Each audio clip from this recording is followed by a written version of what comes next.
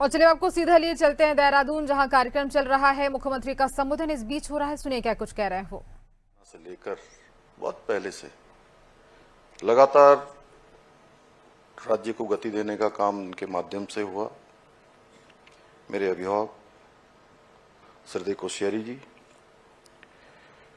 टपकेश्वर महादेव मंदिर के पूज्य संत कृष्णगिरी जी महाराज, विश्वेश्वर जी महाराज और सभी आए हुए सभी अतिथिगण, कल्पना दीदी, हमारे मंत्री आदरणीय गणेश जोशी जी, विधायक ब्रजभूषण जी, सविता जी, सभी यहाँ पर हमारे पार्टी के भी और विचार के भी और हमारे अधिकारीगण, सभी विभिन्न विभिन्न क्षेत्रों में काम करने वाले सभी महानुभाव। मैं सबसे पहले तो आज के अवसर पर आप सभी का स्वागत करता हूँ, सबका अभिनंदन करता हूँ और बधाई देता हूँ इस पुस्तक की लेखिका। और सच में मेरा लेखिका से, संभावना से कोई परिचय नहीं था और मेरे को जब वो मिली तो उन्होंने मुझे कहा कि मैं एक पुस्तक लिखना चाहती हूँ।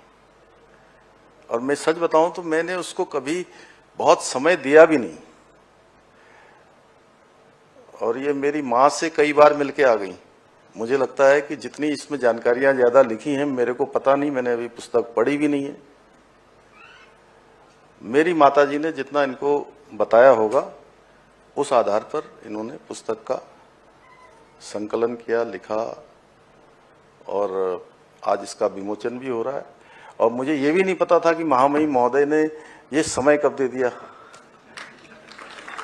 सच बताऊं तो मैं आज बहुत संकोच कर रहा था कि अब मुझे बाद में पता लगा कल ही कि पूज्य प्रमोद कृष्णम महाराज आचार्य जी भी आ रहे हैं, चिदानंद जी भी आ रहे हैं, श्रद्धेय कोश्यारी जी का भी नाम उसमें मैंने कल ही देखा रात को। मैं नैनीताल था, मैं सीधे वहां से आ रहा हूं। तो मैं सब बधाई जो है संभावनाओं को देता हूं और धन्यवाद करता हूं रूपा पब्लिकेशन व प्रभात प्रकाशन के प्रतिनिधियों का और आप सभी का कि आप सब आज इस अवसर पर यहाँ उपस्थित हुए और आप सब ने विशेषकर संभावना का प्रोत्साहन किया है। उसको चूंकि एक पुस्तक आज लिखी है इसने, आगे और बहुत सारी पुस्तकों का ऐसे संकलन करेगी और एक अच्छी वक्ता भी है, अच्छी कवि भी है। वो बहुमुखी प्रतिभा की धनी है। मैं दीदी आपका भी और सभी लोगों का, मनु जी आप भी दिखाई दे रहे हैं, सुरेंद्र मित्तल जी भाई साहब दिखाई दे रहे हैं, सबका धन्यवाद करता हूं। बस इतना ही मैं कहना चाहता हूं कि मैं, हाँ ये बिल्कुल सच है कि आचार्य जी की जब संभावना मेरे पूज्य पिताजी के बारे में और उनके नाम को यहाँ से ले रही थी तो सच में मेरे अंदर बहुत भाव आ रहे थे। और ऐसा भाव मेरे अंदर इस बार पहली बार बहुत ज्यादा आया। मुझे लगा कि मैं जब अपने गांव गया जहां मैं पैदा हुआ और 4 साल का मैं था, वहां से इधर मतलब नीचे खटीमा आ गए तो मुझे बताया कि 12 घंटे पैदल चलना पड़ता था, तब गाड़ी मिलती थी वहां से। अब मैं सोच रहा हूं कि मैं 4 साल का था, मैं 12 घंटे कैसे चलाऊंगा।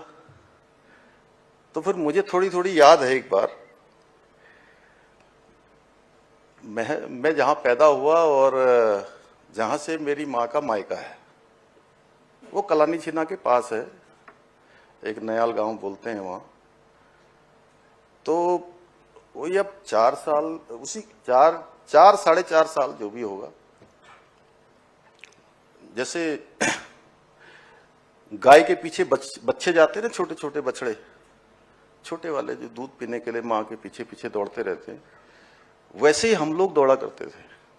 ऐसा जीवन था। और जाते जाते एक जगह एक कुटिया होती थी बाबा की,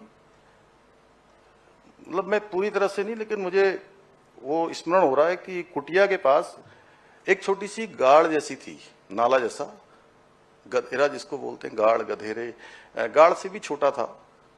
पानी पीते थे, साफ स्वच्छ पानी आता था। शाम का समय होगा, माँ मायके जा रही थी, मैं भी पीछे पीछे जा रहा था। तो वो तो कूद मार के आगे को निकल गई, मैं कूद मारते समय मैं गिर पड़ा पत्थर, और पत्थर में मेरे सर में ये भी निशान है अभी भी, ये बचपन का निशान है मेरा। और कोई दवाई नहीं, कोई कुछ नहीं, उन्होंने अपनी धोती फाड़ी, मेरे सिर में बांध दिया, और एक जो है वहां पर बाद में निशान चढ़ा दिया, कहा कि भगवान इसको छल न लगे।